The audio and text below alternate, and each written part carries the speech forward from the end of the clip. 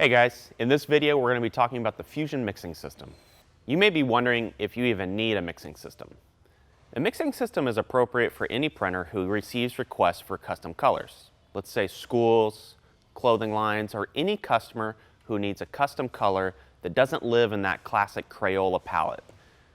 Lemon, scarlet, royal, black, white. If you're venturing out of those, then you should think about getting a Pantone mixing system. The Fusion mixing system from Ryonet and Green Galaxy is a pigment and base system. It comes with 11 pigments and 2 bases. The 2 bases are clear and opaque, one called clear core and one called opaque core. The Fusion mixing system has a web-based mixing software that allows the user to plug in whatever Pantone is desired and the amount of finished ink needed. The software will then list out all items needed to make the color you want in the appropriate quantity. The Fusion mixing system also utilizes 6 add-in, ready-for-use colors called boosters. These boosters can be printed by themselves as standalone inks or can be a component of a desired Pantone. In fact, about 5% of the formulas in the Fusion mixing system call for these fluorescent boosters. The purpose of these is to add vibrancy to your Pantone. Here are some items you'll need before using the Fusion mixing system. A gram scale. Should be able to read up to 1/100th of a gram. However, 1/10 will suffice. Mixing containers with lids. Ink spatulas. Something to cut with. Gloves and something to clean with. And of course, a Pantone guide. Before getting started, you will want to designate a space where you are going to be mixing ink. Ideally, this is somewhere that's easy to clean, because mixing ink can be a messy process. Find the Pantone color that you are looking to match. Once you know the Pantone color, you can go to the Fusion mixing software. Plug in the Pantone number and the amount that you will need to mix. Once you've got your Pantone formula from the Fusion software, turn on your gram scale and let it come to 0. Then place the mixing container on the scale. You will then need to zero out the scale or tare the scale. We do this because we need to know the weight of the ink, not the weight of the container. From here, we're going to start adding the components from our mixing software. It's important to zero out the scale in between each component to ensure the accuracy of our Pantone color we're trying to mix. All right, so we have it zeroed out. Now we are going to add our first component. The Pantone we're going to mix today is a 151 orange. We're going to mix 300 grams of it. So our first component is the clear core base, and it's 147.36 grams. We're going to just take our time and very carefully pour the clear core base in. I'm going to take my time with this. I don't want to go too far. It's much easier to add a little more as opposed to take some out.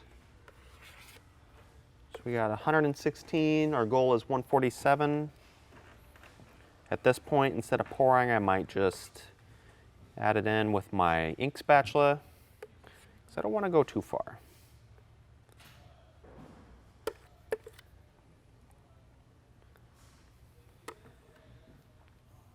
Okay, 142, we want to hit 147.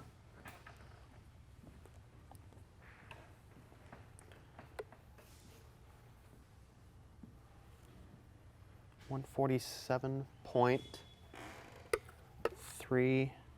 Ooh.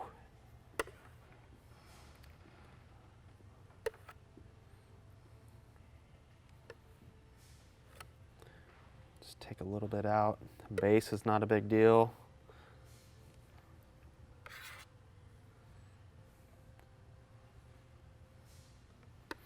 Okay guys, now our second component is going to be the opaque core base. We're going to zero it out before we put that in. And we're looking for 36.84 grams of the opaque core base. It's a little smaller amount, so I'm not even going to try to pour it in. I'm just going to use my ink spatula to put it in. And again, take your time. Don't get too overzealous. It's hard to take it out sometimes.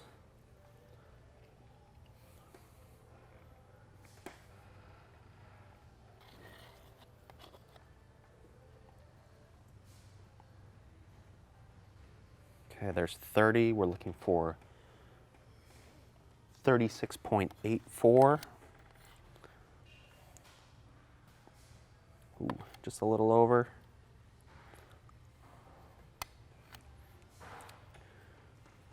And I think we'll live right there. 36.6 is going to be close enough.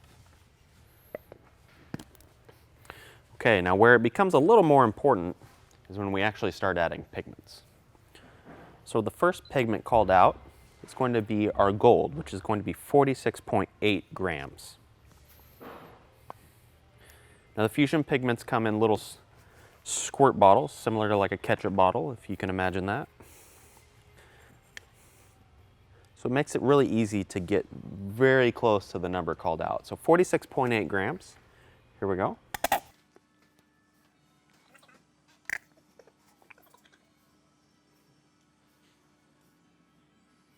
Okay, we're getting close. When I start getting close, I might let the scale kind of resolve itself and then come back to it.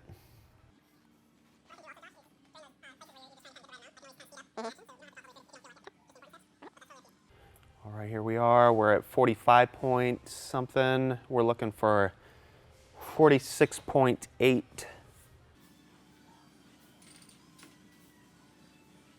Okay, we'll let that live right there.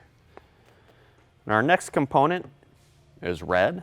Now be careful, when you're working through the pigments, there's a couple different reds, or what people might think of reds. There's ruby, scarlet, and an actual red. So make sure that you're grabbing the actual component that's called out. We're going to zero out the scale in between these two components, and the red is calling out for 9 grams. Let's make sure we get that down to the bottom of the bottle there.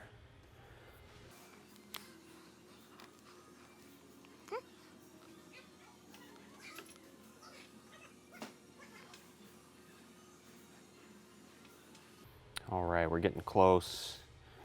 So again, once I start getting close, I'll stop. I'll let that scale kind of resolve itself. And we're looking for 9 grams. We went just a hair over, but not too far. 9.1. That might tint us just a hair red, believe it or not. Now the next component is white. And this is not unique to the fusion mixing system. I've found that most mixing systems I've used, and when I talk to people who mix all the time, this is a common practice. But they will actually only add about half the white to start. What I'm going to do right now is this is how the fusion system comes to you. It comes with the squirt bottle nozzle. You're going to need something to cut the top off of that with. So I just used a pair of scissors. Make sure that the plug is pulled out so you can use it. So our scale is zeroed out, and we're ready to add our white. Calls out for 60 grams of white. I'm actually only going to add 30. Okay, there we go. 30 grams of white. And that is our last component. We are ready to mix.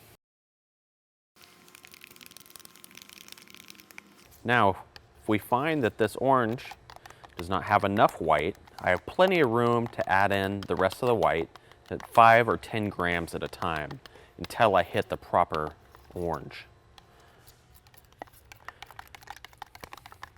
The reason I do that is because sometimes adding too much white pigment, or even the pigment that's called out, can make a water-based ink look a slight bit pastel, and I want to avoid that. I want the vibrancy of the ink. When I'm mixing ink, I'm scraping the sides, not too hard, but hard enough to get all the pigment that might be on the side, and then I'm going to mix it again.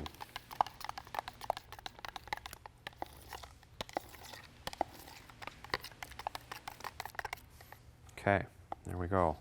Okay guys, next step after we've mixed our ink is to actually make sure that it's a good match to the Pantone we're trying to hit. You're going to see a lot of screen printers do something like this. Just fine. And it actually looks really good. But it's not screen printing. And since we're screen printers, the best way to make sure that this ink is a good match is to actually screen print it.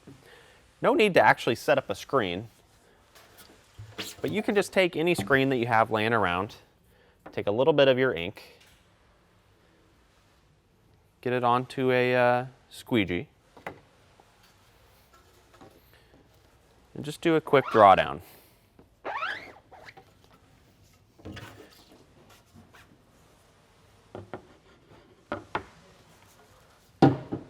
Okay, we've done our swatch.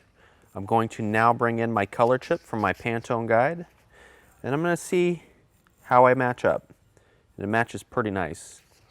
At this point, I would make a decision whether I'm going to add a few more grams of white or not, and I think I'm good. Okay, so we've swatched this. It looks good. One thing I want you screen printers to remember is that you must put a lid on your water-based ink.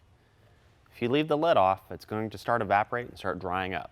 So if you want to keep this ink for a while, keep a lid on it. Thanks for watching. If you have any questions about the Fusion mixing system, feel free to visit screenprinting.com or call one of our helpful reps.